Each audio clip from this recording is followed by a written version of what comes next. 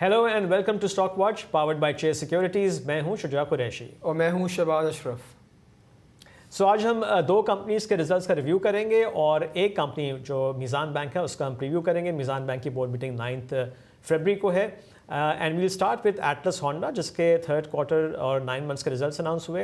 Atlas Honda की third quarter में earnings पर शेयर 45.42 रही, विच इज़ अब 17% क्वार्टर ऑन क्वार्टर, और इस तरह से 9 मंथ्स की अर्निंग्स बन जाती हैं 122.93, विच इज़ अब 43% ईयर ऑन ईयर। अगर हम एटलस होंडा के थर्ड क्वार्टर के हाईलाइट्स पर नजर डालें तो नेट सेल्स वर अप 16% क्वार्टरली बेसिस पे, ये 73.2 बिलियन रुपीज़ की रहीं।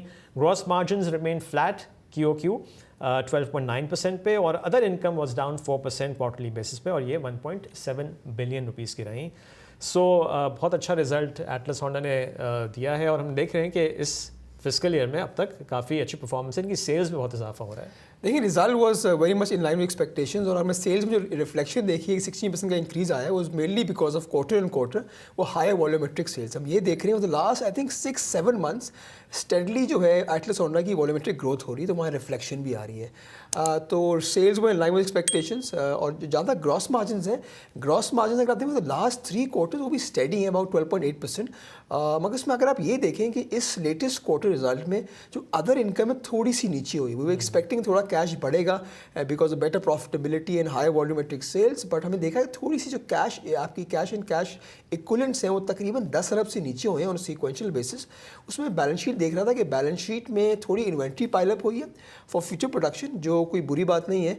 एंड सेकेंडली अगर आप देखें इन्हें कुछ ट्रेड पेबल्स खड़े हुए थे, उन्हें पे ऑफ करें। So overall yes result was very much in line, और लग रहा है कि ये जो इनकम है जो आपकी जिस तरह की ट्रैजेक्टरी है, अगर हम करते हैं इसी तरह की सेल्स ग्रोथ रहती है, तो for the next 12 months we can expect कि जो कंपनी है तकरीबन 180 रुपये की अर्निंग कर सकती है। जहाँ तक आपने डिविडेंड की बात करी कि यूजुअली हाफ ईयर में देता है, और अगला क्वार्टर इसका जो मार्च एंडिंग क्वार्टर होगा वो फुल ईयर रिजल्ट्स आएंगे, तो वी कैन एक्सपेक्ट के according to the pay out 60-62% pay out रहता है, तो उसने 46 रुपीज़ आई थिंक डिविडेंड दे दिया है। So we can expect another similar kind of dividend in March ending quarter. अच्छा शहबाज, थोड़ा सा अगर हम इसकी प्राइस देखें, ये 1930-40 के करीब गया था, उसके बाद से प्राइस नीचे आ रही है। तो अब अगर इसकी हम अर्निंग्स जैसा आप फुल ईयर की अर्निंग्स की फोरकास्ट बता रहे हैं, उसको देखते हुए क्या ये फेयरली प्राइस है या इसको कुछ प्रीमियम मिलना चाहिए? देखिए अगर आप इसको ऑटो सेक्टर से कंपेयर करें तो I think trading at almost premium, little bit premium, but अगर आप देखें इसका कोई कंपटीशन इस वजह से है ही नहीं। इसका जो मेजर कंपटीशन अगर आप देखें वो पार्क सुजुकी है, उसकी सेल्स इतनी ज़्यादा नहीं है, मगर इसका अगर आप मार्केट शेयर देखें 90% है। सो अगर आप मल्टीपल पे देखें तो ये 10 टाइम्स पे चल रहा है तकरीबन, और गोइंग फॉरवर्ड आई थिंक इसमें एक एंगल है इंप्रूवमेंट इन द मार्जिन्स। अगर आप कुछ क्वार्टर्स पहले देखें, आई थिंक 3 क्वार्टर्स पहले मार्जिन्स वो अबाउट 15%। सो मैं इस तरह देख रहा था कि अगर 1% मार्जिन इंप्रूवमेंट होती है कंपनी में तो तकरीबन आपका ऑन अ सीक्वेंशियल बेसिस 4 रुपये का इम्पैक्ट आ सकता है। सो अगर पूरे साल में अगर हम देखें तो 15 से 20 रुपये सिर्फ मार्जिन इंप्रूवमेंट से आ सकता है, जो हमें 12.8% देखें अगर सिर्फ 13.8% हो जाए। So I think the kind of इनके पास जो प्रोडक्ट मिक्स भी काफ़ी वैरायटी है। सो आई थिंक इसमें एक ट्रिगर है कि यहाँ से गोइंग फॉरवर्ड अर्निंग्स भी बढ़ सकती हैं, and given the price variant जो उनके पास है तो हम वॉल्यूमेट्रिक ग्रोथ भी देख सकते हैं। तो I think it's a good stock to keep, because देखिए ना इसमें कुछ है हार्म नहीं है, इसकी वर्किंग कैपिटल रिक्वायरमेंट नेगेटिव है, जो इनके ऑर्डर्स एडवांस बुक होते हैं, अदर इनकम से इंटरेस्ट इनकम भी कमाते हैं, और ऊपर से टॉप लाइन भी बढ़ती है। तो it's a steady stock to keep given कि हमारी inflation on the high end रहती है पाकिस्तान में, और जो परचेसिंग पावर भी है वो ऑन द वीकर साइड है। So it's a good stock to keep in your portfolio. और in the coming few quarters जो सेल्स का मोमेंटम है, यू थिंक ये कंटिन्यू करेगा? देखिए इस पे they did launch EV variant, तो वो उस पे जो एज पर लिटिल बट मार्केट एक्सपेक्टेशन उतनी रिस्पॉन्स नहीं है। हम वो मार्केट ने बिल्ट इन भी नहीं करे बिकॉज वो प्राइसी एक प्रोडक्ट होता है, बट वी कैन एक्सपेक्ट कि फिलहाल इसका जो मार्केट शेयर है वो यहाँ 95% 92% है। So if we assume the similar kind of volumes going forward, because volume on the higher side है, but if we can expect a margin improvement of 2-3%, so इसमें फिर earnings में quite substantial improvement आ सकती है। Okay, moving on to Lucky Cement. Lucky Cement के second quarter half year के results announce हुए। सेकंड क्वार्टर में अर्निंग्स पर शेयर अनकंसोलिडेटेड बेसिस पे 5.89 रही, which is down 41% quarterly basis पे and up 18% year on year basis पे। और इस तरह से जो फर्स्ट हाफ की अनकंसोलिडेटेड अर्निंग्स बनती हैं लकी सीमेंट की, वो 15.86 बनती है, which is up 68% year on year. अगर हम लकी सीमेंट के सेकंड क्वार्टर की हाइलाइट्स पर नज़र डालें तो नेट सेल्स तकरीबन फ्लैट ही थी 33.85 बिलियन पे। ईयर ऑन ईयर अलबत्ता 2% का इसमें हमने डाउन साइड देखी। Gross margins were also down 3 percentage points quarterly basis पे, ये 36% के रहे। और other income was also down 68% quarterly basis पे, और ये 2.8 बिलियन रुपीस की रही। तो result was in line with expectation, लेकिन हमने देखा है उसके बाद से थोड़ा सा स्टॉक प्राइस नीचे ही कंसोलिडेट करती नज़र आ रही है, अराउंड 470 रुपीज़ एंड 480 के बीच में। अगर आप सेल्स देखें और सीक्वेंशियल बेसिस तो फ्लैट है। अगर हम इसको इस तरह सेगमेंट वाइज देखें, जो आपकी लोकल सेल्स हैं they are up about in double digits, where जो आपकी जो एक्सपोर्ट्स हैं दे आर डाउन। वो हम एक्सपेक्ट ही कर रहे थे, उसकी रिफ्लेक्शन में देखिए सेलिंग एंड एडमिन एक्सपेंसेस में भी आई है। आई think the key thing in the result was the gross margins. अगर आप देखिए लास्ट क्वार्टर अनकंसोलिडेटेड बेसिस में जो आपके ग्रॉस मार्जिन 39% के थे और इस क्वार्टर आपके ग्रॉस मार्जिन 36% के आए हैं। उसका जो मेजर रीज़न यही है कि yes Lucky was using a mix of both local and imported coal because of Afghanistan border closure, तो वहाँ से आपकी सप्लाई ख़त्म हो गई है, बंद हो गई ऑलमोस्ट, और एक्सपोर्ट्स भी आपकी उसकी वजह से नीचे आई हैं। बट आपको ये सारा जो कोल है वो इम्पोर्ट कर रहे थे।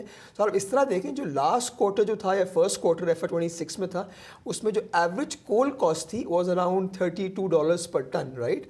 बट अब जो लेटेस्ट क्वार्टर आया है वहाँ आपकी जो एवरेज जो आपकी कॉस्ट आई है कोल की वो $36,000 पर टन है। तो इसकी वजह से हमने देखा है कि आपके ग्रॉस मार्जिन नीचे आए हैं।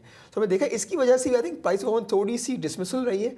और अब वहाँ भी अगर हम यही चीज़ हम रिफ्लेक्शन करें, स्पेशली जो नॉर्थ बेस्ड प्लांट्स हैं, अगर वो कोल पहले देवर रिलायंस उनकी अगर अफगानिस्तान से थी, अब वो इम्पोर्टेड कोल ले रहे हैं, so we might see some decline in overall margins even in other segment companies. और एक और फैक्टर भी है, बिकॉज ऑफ कोर्स हम ये भी देख रहे थे कि डिमांड तो काफ़ी अच्छी थी, बट डिस्पाइट ऑफ दैट कि हमने ये देखा कि डिटेंशन प्राइसेस भी तकरीबन 800 रुपीज़ पर बैग से नीचे आई, जो लास्ट क्वार्टर इससे ऊपर थी, जिसकी वजह से हमने देखा ये फैक्टर्स आपके रहे फॉर लोअर लिटिल। अगर आप कंसोल बेसिस पे देखें तो अर्निंग वाज इन लाइन, पर थोड़ा सा अनकंसोल बेसिस में थोड़ा result was less than expectations. एक और इसमें एलिमेंट वाज अदर इनकम का था। अगर आप फर्स्ट क्वार्टर में देखें, other income was about 9 million odd rupees, और इस क्वार्टर में काफ़ी सब्सटेंशियली लोअर थी। उसमें ये था कि अदर इनकम में of course was supported by cash and cash equivalents. हमने ये भी देखा है कि सीक्वेंशियल बेसिस में थोड़ा कैश कम हुआ है because of working capital requirements, मगर जो मेजर डैम्पनर आया है अदर इनकम में वो बिकॉज लास्ट क्वार्टर इसकी अदर इनकम आई थी 6 बिलियन रुपीज़ की फ्रॉम लकी इलेक्ट्रिक पावर। हमने यूजुअली देखा है लकी इलेक्ट्रिक पावर की जो डिविडेंड इनकम आती है साल में 2 दफ़ा आती है, वो फर्स्ट क्वार्टर में गिरती है और थर्ड क्वार्टर में गिरती है। सो वी कैन एक्सपेक्ट कि नेक्स्ट क्वार्टर आपकी अदर इनकम बेहतर हो सकती है ओवरऑल। बट थोड़ा बहुत अगर आप कैश एंड कैश इक्विवेलेंट्स देखें तकरीबन 10 अरब से नीचे हुए हैं। हमने देखा है इसकी वजह से कुछ थोड़ी सी पाइल अप इन्वेंट्री भी ऊपर हुई है, कुछ उन्होंने पेमेंट्स करी हैं to payables and similar things. अगर आपको ये वीडियो पसंद आ रही है तो अभी सब्सक्राइब करें। अच्छा, मैं अभी इनकी रिसेंटली कॉर्पोरेट ब्रीफिंग भी हुई थी लकी सीमेंट की, वहाँ पे मैं एक रिपोर्ट देख रहा था, वो मैनेजमेंट अभी भी सिंगल डिजिट ही जो है वो एक्सपेक्ट कर रही है कि इस फिस्कल ईयर में हमको ग्रोथ सेल्स में नज़र आएगी। अच्छा, अब ये जो आपने मार्च क्वार्टर की बात की, ठीक है, अदर इनकम में थोड़ा सा हम इजाफा देख सकते हैं, बट सेल्स थोड़ी आई थिंक नीचे रहेंगे बिकॉज 5 हफ्ते तो रमज़ान और फिर ईद का जो वीकेंड होगा, तो उसमें हम देखेंगे कि वैसे थोड़ा अगर अभी आप ग्रोथ देखें 10-11% की है, तो 8 से 9% रियलिस्टिक अजम्पशन लग रही है। बिकॉज आप देखें Jain because of winter season and Ramzan season वो एक्सपेक्ट कर रहे हैं कि आपकी डिमांड स्लो डाउन होगा, तो उसको आप कंबाइन कर दें तो फिर वी कैन एक्सपेक्ट कि एक सिमिलर ग्रोथ जो मैनेजमेंट एक्सपेक्ट कर रही है वो आ सकती है ओवरऑल। सो अगर आप इस तरह देखें कि हाफ ईयर की अर्निंग ऑन अनकंसोल बेसिस तकरीबन 15 रुपये हो गई है, we can expect a similar trend going forward the next half second half. So 30 रुपये की अर्निंग यहाँ बन जाएगी, और आप कंसोल बेसिस पे देखें तो आपकी तकरीबन जो 30 रुपये की अर्निंग है हाफ ईयर में वो 60 रुपये की बन जाएगी। और आप मुझे पता है कि लकी यूजुअली डिविडेंड तो क्वार्टरली नहीं देता है और साल के एंड में ही देता है, तो वो तकरीबन 5 रुपये या जितना भी होगा which will be a single digit dividend overall. I think cement sector के लिए जो लास्ट क्वार्टर होगा अप्रैल टू जून वाला वो इंपॉर्टेंट होगा, वहाँ वी माइट सी के डिमांड जो है वो पिक करे। देखिए सबसे इंपॉर्टेंट फैक्टर ये है कि अगर देखिए एक तो ये हुआ है कि इनको हिट आई एक्सपोर्ट्स में। अगर आप लकी की बात करें, लकी की जो मेजर एक्सपोर्ट साउथ रीजन की थी वो टुवर्ड्स अफगानिस्तान थी, I think more than about 60-70%। कुछ नई मार्केट्स भी ढूंढ रहे हैं, मतलब वो यूएसए ब्राज़ील वगैरह है, but I think going forward trigger तो यही होगा कि वो अफगानिस्तान में कुछ सोल्यूशन आ जाए, जिसकी वजह से आपका जो कोल प्राइस थोड़ी सी नीचे आ जाएंगी बिकॉज लॉजिस्टिक थोड़ा चीपर पड़ता है। और दूसरा एंगल आपका ये है कि आपकी थोड़ी सी डिमांड क्रिएट हो और ताकि आपकी रिटेंशन प्राइसेस भी ऊपर जाएं। सो लग ये रहा है कि अगर ये जो क्वार्टर अभी आएगा, जो ग्रॉस मार्जिन का जो एक लेवल सेट हो जाएगा, वो नेक्स्ट क्वार्टर्स भी कंटिन्यू रह सकता है। आई थिंक बहुत इंपॉर्टेंट है फॉर द सीमेंट सेक्टर के जो अफगान बॉर्डर क्लोजर है उस पर कोई पॉजिटिव वो हो खुले, ताकि कोल वहाँ से आए और जो एक्सपोर्ट्स हैं वो बढ़े। दोनों तरफ से ही हिट पड़ी है। बिल्कुल मेजर ट्रिगर हो सकता है, बिकॉज देखें वहाँ आपका कोल भी आता है जो रॉ मटेरियल है मेजर, और दूसरी चीज़ है आपकी एक्सपोर्ट भी खुल जाएगी। So this is something very important कि गोइंग फॉरवर्ड में देखना पड़ेगा क्या रहता है अफगानिस्तान साइड पे। राइट अच्छा जी, ये दो रिव्यूज़ हो गए। अब हम मीज़ान बैंक के जो फुल ईयर का रिजल्ट है, फोर्थ क्वार्टर फुल ईयर का रिजल्ट आएगा 9 फरवरी को, उस पर हम प्रीव्यू कर लेते हैं और थर्ड क्वार्टर के रिजल्ट्स पे नज़र डाल लेते हैं कि थर्ड क्वार्टर कैसा था मीज़ान बैंक का। थर्ड क्वार्टर में अनकंसोलिडेटेड बेसिस पे अर्निंग्स पर शेयर 11 रुपीज़ एंड 71 पैसा थी, विच वाज डाउन 12.87%, और it was down 18% year on year. और डिविडेंड ये हर क्वार्टर 7 रुपये देते हैं, तो 7 रुपये के डिविडेंड था।